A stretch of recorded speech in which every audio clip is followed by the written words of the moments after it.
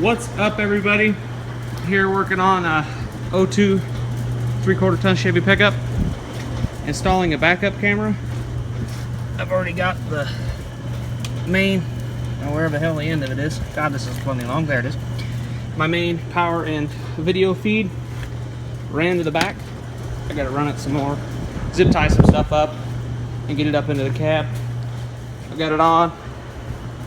This is a 02 Chevy Silverado, like I said. Where the heck's the monitor at? This was a $25 backup camera, and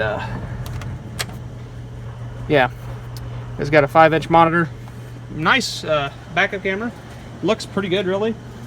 But this is for you guys that don't want to run your power from your tap into your rear backup lights at the rear and then run a hot all the way up to activate the camera.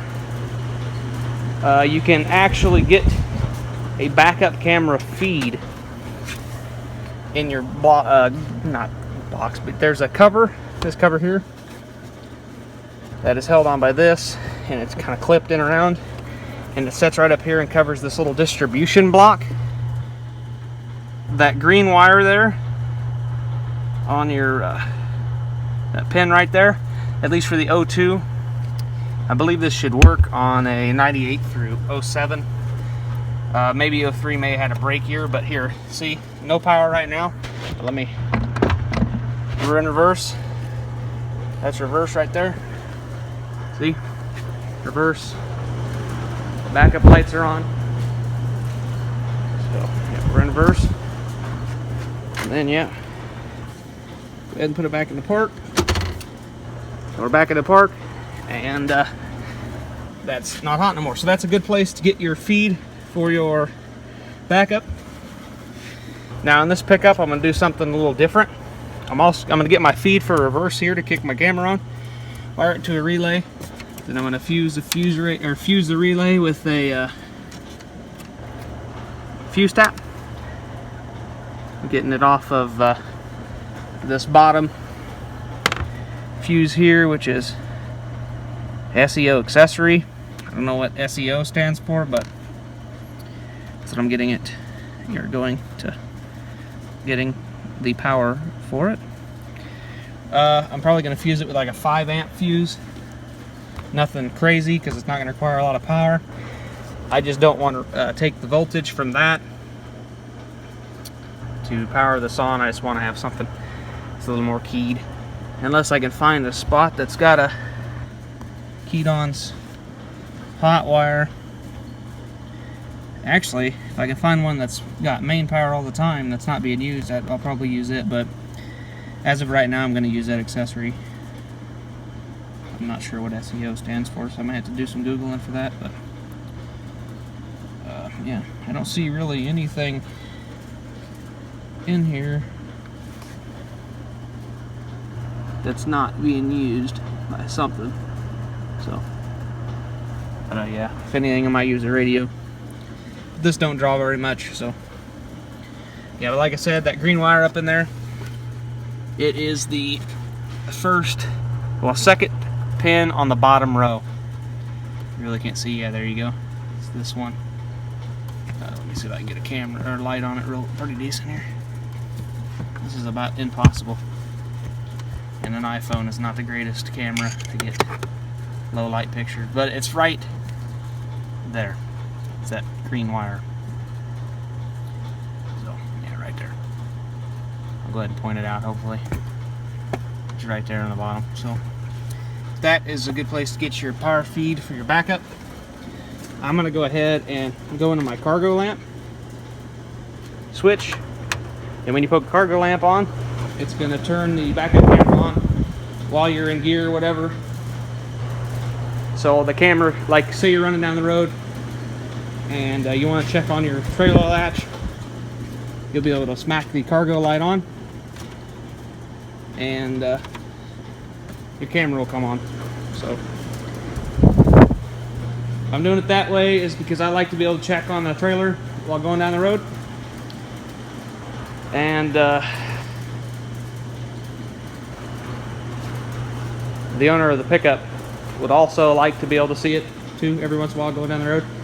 He did not want to see it all the time. He didn't want to have it on all the time. If it was mine, I'd have it on key ignition switch and just run it all the time, but that's me. But yeah, I like this. This is actually a metal housing. If I remember, I'll link this camera kit in the description below. It came with this video cable. I chose to get a little bit longer one, so I didn't know if this was going to be enough, but this would have been plenty. It's got a power wire in it, so if you wanted to run, you can run power back to your camera with this. But I just went ahead and bought. It also comes, the kit comes with, I think they're up front. The kit did not come with a fuse cap. I had some of those, and I'm also going to cut this off and solder this. I don't like using those. But yeah. Where the heck was it at? Yeah, here they are. Comes with these style connections, because that's what this camera's got. This camera also has like a front. It has two AV inputs, a front camera and a rear camera. You can have AV1, AV2, whatever you want to bring in. And I believe that it's, oops, you can get it for the mode in the back and plus or minus. But I'm going to go ahead and mount that right here on the dash and then run all the wires down. Like I said, I'm going to wire into the cargo light. Yeah, I'm going to wire into the cargo light so I can kick it on while going down the road or just setting. So yeah, I'm going to go ahead and do that, get that wired up. How I'm bringing the video wire in the truck. I've done this before on a couple of Silverados before, bringing different wiring in the truck. If you pull out this plate, that little sill panel, pull the carpet up without disturbing all this dirt. I need to vacuum this out before I put it back together. But underneath there, go ahead and grab my Streamlight. Underneath there is your grommet for your parking brake. That is an excellent place to bring in wires into this truck, because water doesn't run uphill very well. The only problem you may see with this grommet is if the water being splashed up from your tires, or you're in water up to your floorboard.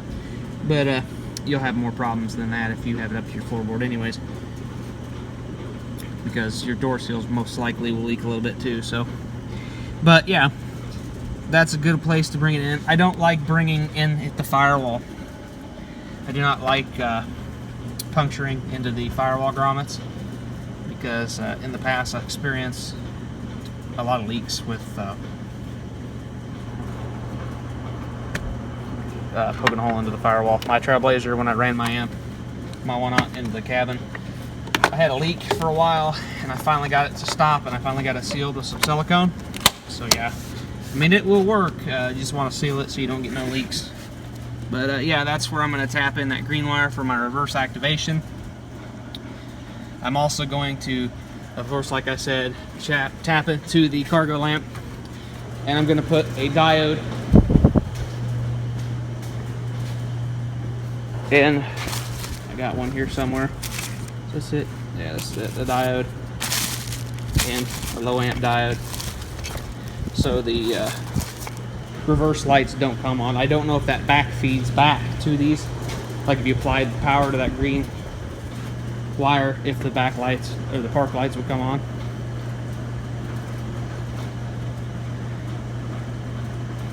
Or not that are I don't want the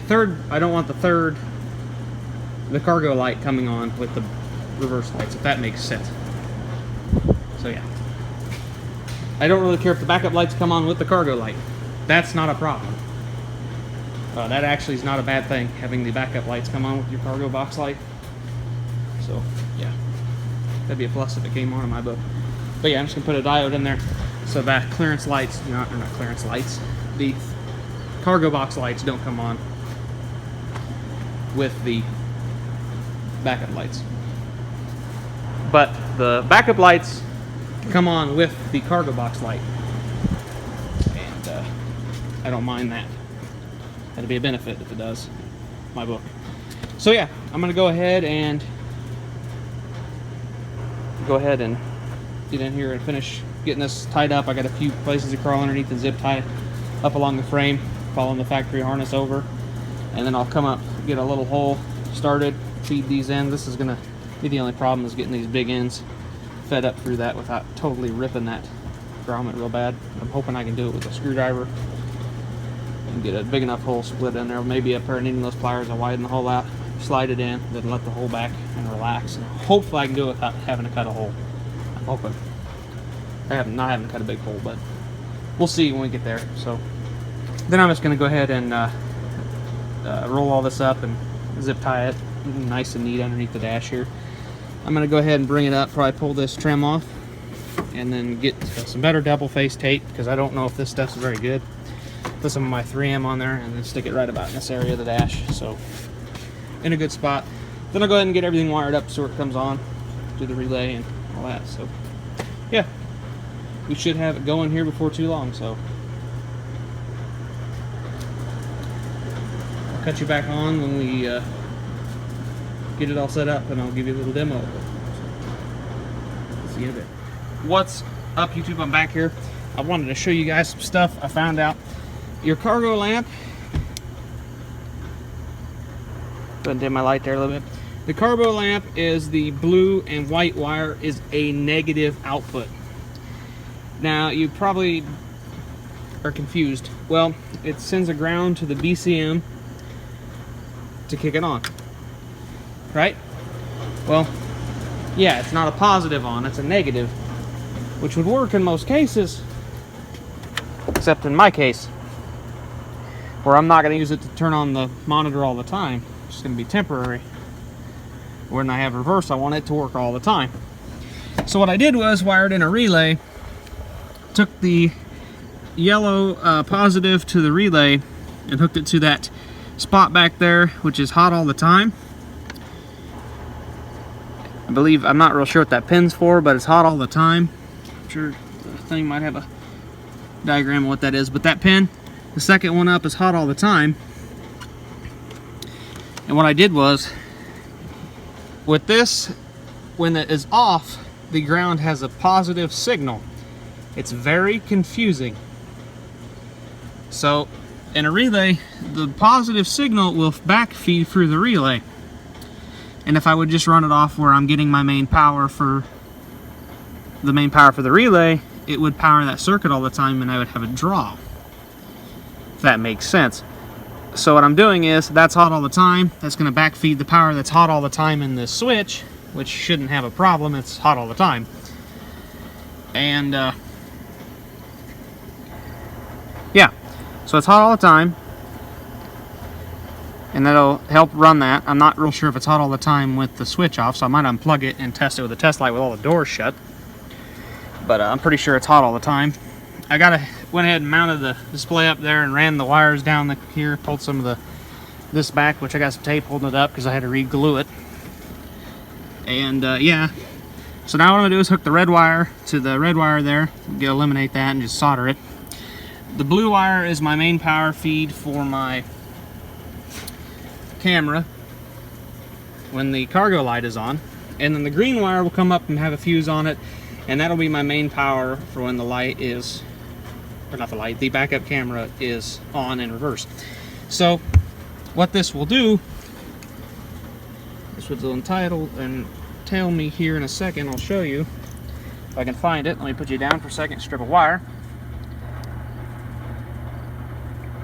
It won't do it with the key off, but 9 times out of 10 it's running when you're doing this anyways.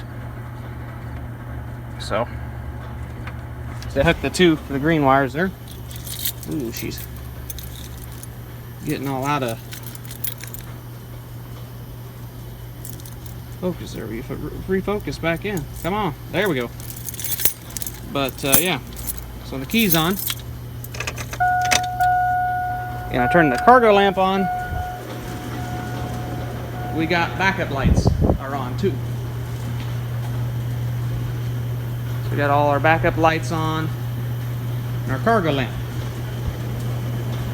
So when I shut the cargo lamp off, the backup lights are off. But see, no backup lights, no cargo lamp. I put it in reverse. I don't know how I'm gonna do this. It's not gonna roll good. It's gonna roll. It's gonna roll, damn it. I'd show you, but I don't want to have to start it up and move it forward again. It's gonna keep rolling down that divot. But that doesn't come on when the taillights are on, because it doesn't work that way with the relay. So, which is gonna be kind of handy. So when you're hooking up your trailer, you'll have some lights back here, which right there, so they'll come on.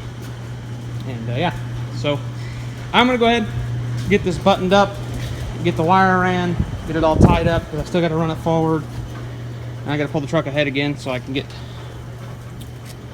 back in underneath it. So yeah, I'm gonna go ahead and do that, get a hole, get it up in here, hook everything up, get everything finished, and then I'll cut you back on. I just thought I'd show you that because that might confuse you, being that's a ground out. So we'll catch you in a second. All right, guys, got it all in, got it mounted, looks good. It's dark out now. It's about 9 o'clock, 9:04 to be exact. That is the shifter cable, not the parking brake. Parking brake's different. Shifter cable runs that way. So the shifter cable grommet that goes out to the transmission, that's where I ran the wire in. Then I ran it up the little spot that it runs up and around. The excess up underneath here. I wish it could be cleaner, but you know, you can pull out my light here. Hopefully it's got a little bit of battery left. Once you see it, you really can't. Yeah, that's what it looks like. I wish it could have been cleaner, but it's good enough. It'll work. So that's what I've been doing. Got it done. So as you guys can see, cargo lamp is on, comes on. Put it in reverse, it works. Get ahead again, cargo light is on. Come back here, and the reverse lights are on. Cargo lights on, so they're all three on now, which is awesome to have both of them on, especially when you're hooking up a trailer. Like I said, hook it off, and of course they're off. So yeah, pretty cool. Happy how this install went. It was pretty good. I can probably remove my tape. Hopefully cool, it stayed. I was hoping my weather strip adhesive would finally dry. So I'm gonna go before I die of carbon dioxide poisoning from this big 6.0. So you may see some other upgraded videos on the 6.0 maybe down the road. This ain't my truck, but I know the guy that owns it. It's actually my father. So this replaced his 03. Really nice truck. The rocker panels on that truck. All the stuff's been fixed. I mean, you got some chips that need to be addressed, but other than that, the truck's super straight. It's got 126,000 miles on it. 126,331. So, it's a nice truck. Definitely needs a stereo upgrade. I'm rocking the cassette player down there with the CD up top. Stock units, so you can tell the speakers are from 2002. They're starting to degrade, so it's not an HD, it's just a 2500 3/4 ton. They don't have the stupid bulged hood. I don't mind the stupid bulged hood, but you know. Yeah, so this is pretty nice. I like it. So yeah, we'll catch you guys in the next video. Hope this helped you. So see you later.